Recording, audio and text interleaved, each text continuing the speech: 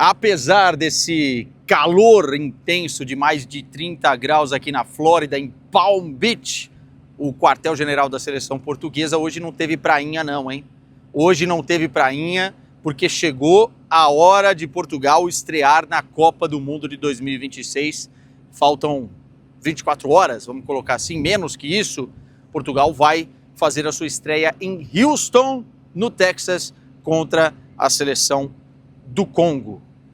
E hoje não teve prainha e nem coletiva de imprensa aqui no quartel-general da seleção portuguesa, porque os caras vão viajar durante a tarde para Houston, vai ter coletiva de imprensa oficial lá, todas as atividades oficiais lá, e depois, nessa quarta-feira, finalmente, o jogo e a estreia da seleção portuguesa. Eu quero trazer para vocês algumas impressões e algumas informações importantes neste exato momento falando dessa estreia. Primeiro, que esse grupo K da Copa do Mundo é um grupo acessível para Portugal e o início, na minha opinião, não poderia ser melhor, porque vai dar um conforto à seleção portuguesa de tentar fazer os 6 pontos e chegar para o jogo contra a Colômbia, que é o último dessa fase de grupos, com mais tranquilidade.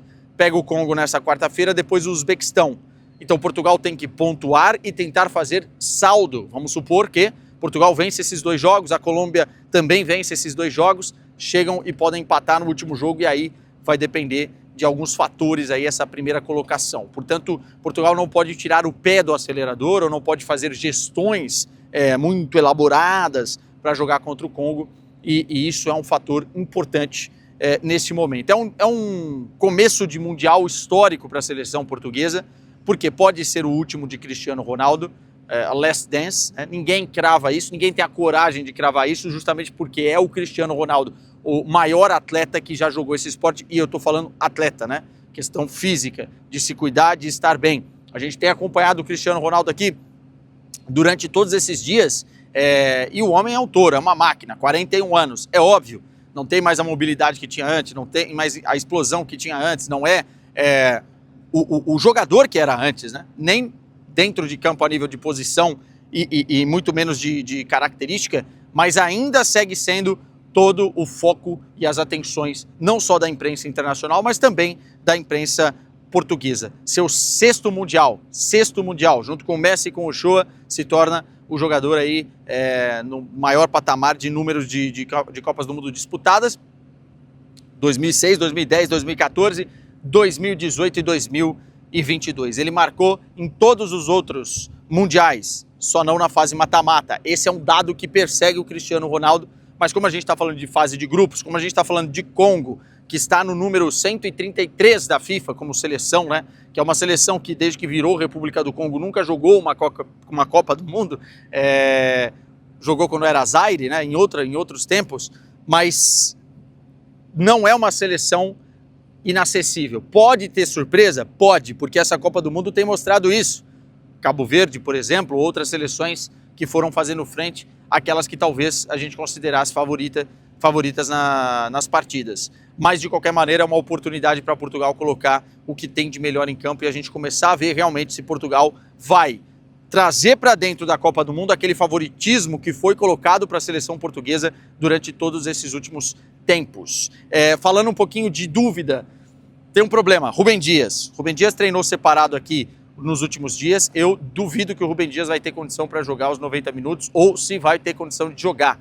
Acho que o Rúben Dias vai ser poupado, até porque o Congo, depois tem o Uzbequistão, não precisa forçar nenhum problema agora. Ele está treinando separado e eu acho que o Rúben Dias vai acabar ficando de fora dessa primeira partida. E aí a dúvida, Tomás Araújo, Gonçalo Inácio, Renato Veiga.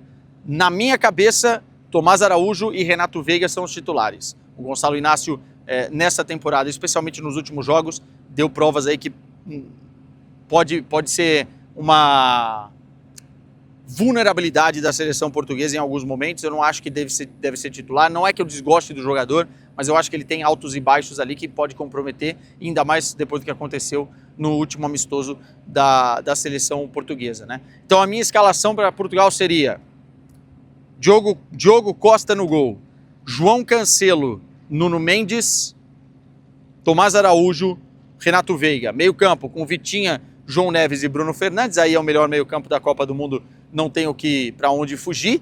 E Rafael Leão de um lado, Pedro Neto do outro ou Bernardo Silva, essa é a minha grande dúvida e eu ainda estou trabalhando na cabeça o que seria melhor. Mas eu iria com o Pedro Neto, mesmo jogando na direita, que eu sei que não é a boa dele, para dar velocidade e mais profundidade para essa seleção portuguesa. E lá na frente, Cristiano Ronaldo.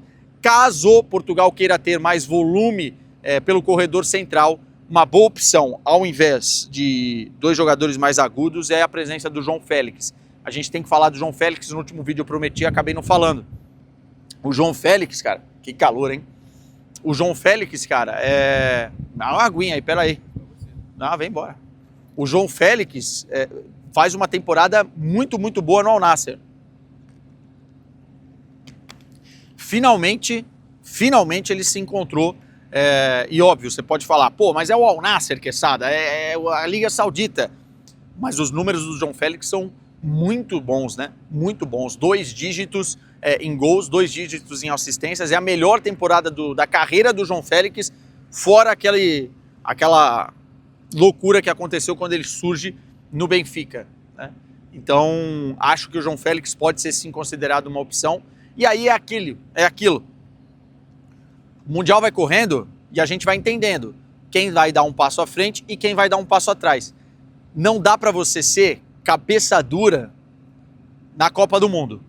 É importante que o campo vai te dizer algumas coisas e você agarre o que o campo está te dizendo.